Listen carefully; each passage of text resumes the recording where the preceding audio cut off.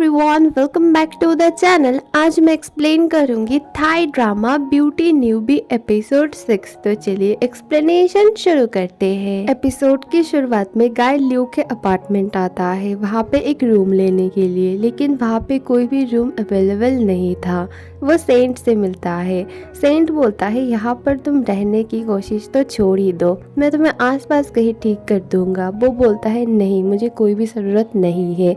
Saint बहुत ही ज्यादा खुश होता है क्योंकि गाय यहाँ पे नहीं रहने वाला था। तभी सेंट देखता है कि उसका एक नेबर रूम खाली कर रहा था क्योंकि उसे कहीं और शिफ्ट होना था। ये देख के वो बहुत ही ज्यादा डर जाता है। उसे लगता है गाय यहाँ पे शिफ्ट होने वाला होगा। गाय और ल्यू कॉलेज आते हैं। एन आके ल्यू से पूछती है कॉलेज वेकेशन पे चलोगी मेरे साथ। वो बोलती है ठीक है।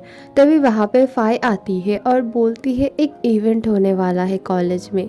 एक्चुअली ये इवेंट था कॉलेज वाले ही ऑर्गेनाइज करते थे, स्टूडेंट वगैरह। और यहाँ पे कुछ सुंदर सुंदर लड़कियों को ना ऐसे ना मतलब वेट्रेस का काम करना पड़ता था, मतलब सर्व करना पड़ता था।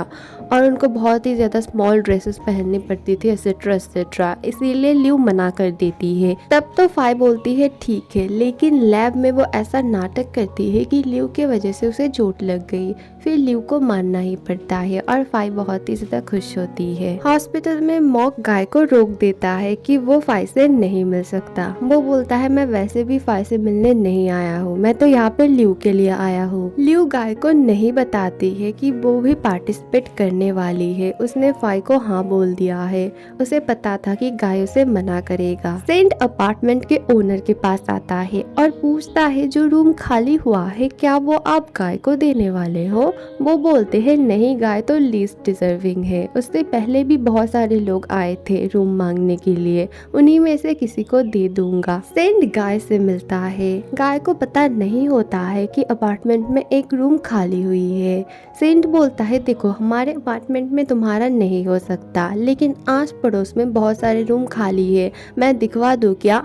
गाय सोचने लगता है उसे ल्यू के पास रहना है। एक बिल्डिंग में ना सही, लेकिन आस पड़ोस में वो तो रह ही सकता है। वो हाँ कर देता है। अब फेस्टिवल के मीटिंग में मिलिन को दिखाया जाता है। वो बहुत ही सुंदर होती है। पिछले साल उसी ने पार्टिसिपेट किया था और उसके साथ उसकी फ्रेंड भी होती है। ये दोनों मिलके इस बार मिमी, फाई और ल्यू को गाइड करने वाले थे। ये फेस्टिवल थर्ड और उसके फ्रेंड मिलके मतलब सीनियर लोग मिलके ऑर्गेनाइज करने वाले थे। ट्रायल रूम में जाने के बाद मिमी और ल्यू बोलने लगते हैं ये ड्रेसेस बहुत ही ज़्यादा रिवीलिंग है, हम इन्हें नहीं पहन सकते। लेकिन फाई को आदत होती है क्योंकि वो एक इन्फ्लुएंसर होती है, उसे कोई भी प्रॉब्लम नहीं होती है। फाई सबके सामने नाटक करती है ठीक है मैं जाके थर्ड को बोलूँगी कि ये ड्रेस थोड़ा सा ठीक करे। वो थर्ड के पास जाके और भी स्मॉल ड्रेसेस दिखाने लगती है और बोलती है हम इन्हें पहनना चाहते हैं, हमें कोई भी प्रॉब्लम नहीं है। थर्ड तो बहुत ही ज़्यादा खुश हो जाता है। फूड फेस्टिवल शुरू होती है। ल्यू के साथ एन को वेकेशन में जाना था सेम डे में, लेकिन ल्यू नहीं जा पाती। वो बोलती है कि मेरे फैमिली में कोई प्रॉब्लम है, मैं घर गई हूँ, और इसीलिए एन भी नहीं जा पाती है। इसीलिए वो फेस्टिवल में आती है और उसे मॉक से पता चलता है कि ल्यू ने यहाँ पे पार्टिसिपेट किया है। उसे पहले बहुत बुरा लगता है, फिर वो समझ जाती है शायद फाई ने ही नाटक किया था, इसीलिए ल्यू को मानना पड़ा। थर्ड ने उनका एक फूड स्टॉल काइंड ऑफ बार जैसा खोला था जहाँ पे उन तीनों लड़कियों को सर्व करना पड़ेगा। तीनों जब अपना ड्रेस पहनते हैं देखते हैं बहुत ही ज़्यादा रिवीलिंग था। मिमी और ल्यू तो बहुत ही ज़्यादा डर जाते हैं। तभी फाई नाटक करने लगती है मुझे नहीं पता थर्ड ने ऐसा क्यों किया, लेकिन अभी हमें काम तो करना ही पड़ेगा ना। वो दोनों मान जाते हैं। जानबूझ के वो लोग फाई को कम काम दे रहे थे और ल्यू को ज़्यादा। ल्यू को बहुत ज़्यादा काम करना पड़ रहा था, वो भी खराब आदमियों के बीच। लोग उसे बहुत ही ज़्यादा हरास कर रहे थे। वो जाके थर्ड से शिकायत करती है। थर्ड बोलता है तुम तो ठहरी प्लास्टिक की। फाई एकदम ट्रू ब्यूटी है, उसे हम उन खराब आदमियों के बीच नहीं भेज सकते हैं। तुम ही जाओ और चुपचाप काम करो, तुम्हें कोई भी फर्क नहीं पड़ेगा, अगर कोई तुम्हें छुएगा भी उससे भी शायद। ल्यू को मजबूरन सब कुछ मानना पड़ता है और वो काम करने लगती है। सेंट और गाय को कोई भी अच्छा अपार्टमेंट नहीं मिल रहा था। अब सेंट का अपार्टमेंट मालिक आता है और गाय को बोलता है, वाह तुम यहाँ पर ही मिल गए। बाय द वे हमारा एक रूम खाली हुआ है, अगर तुम्हें चाहिए तो तुम मेरे साथ आ सकते हो। अपार्टमेंट मालिक गाय को सारे डॉक्यूमेंट्स जल्दी जल्दी जमा करने के लिए बोल देता है। तभी उसे एन का कॉल आता है। एन उसे सब कुछ बताती है कि ल्यू के साथ वहाँ पे क्या क्या हो रहा है। गाय बिना कुछ बोले, बिना डॉक्यूमेंट्स वर्क किए वहाँ से भागने लगता है। ये देख के अपार्टमेंट मालिक को गुस्सा आता है। वो बोलते हैं ये रूम मैं किसी और को दे दूंगा। सेंट कुछ भी नहीं बोलता है। दूसरी तरफ ल्यू के साथ बहुत ज्यादा बदतमीजी कर रहे थे कुछ लोग। वहाँ पे गाय आता है और उनको बहुत ज्यादा डांटता है और ल्यू को बचा लेता है। रात को सब लोग सेलिब्रेट कर रहे थे। मिमी, ल्यू और फाई सब लोग बहुत ही ज्यादा ट्रेंड में थे और बहुत ही ज्यादा मनी उन्होंने कमाया था, लेकिन सबसे ज्यादा फेमस तो ल्यू हुई थी और उसने मनी भी ज्यादा कमाया था। इसीलिए सब लोग बोलना शुरू करते हैं उसके लिए बुरा भला कि वो सब लोगों को सीड्यूस करती है, उनसे टिप्स लेती है, ऐसे ही उसने ये सब किया है और वो बिल्कुल भी अच्छी नहीं है, वो तो प्लास्टिक की है वगैरह वगैरह। फेस्टिवल के ल्यू की कुछ खराब फोटोज एंड वीडियोस वायरल भी हुई थी। ये सब देख के ल्यू को बहुत बुरा लगता है। वो वहाँ से उठ के जाने लगती है। गाय उसके पीछे पीछे जाने लगता है, लेकिन मॉक उसे रोक लेता है। बोलता है चलो हम दोनों मुकाबला करेंगे फाई के लिए, जो भी ड्रिंक करके जीतेगा फाई उसकी। वो बोलता है ठीक है चलो करते हैं।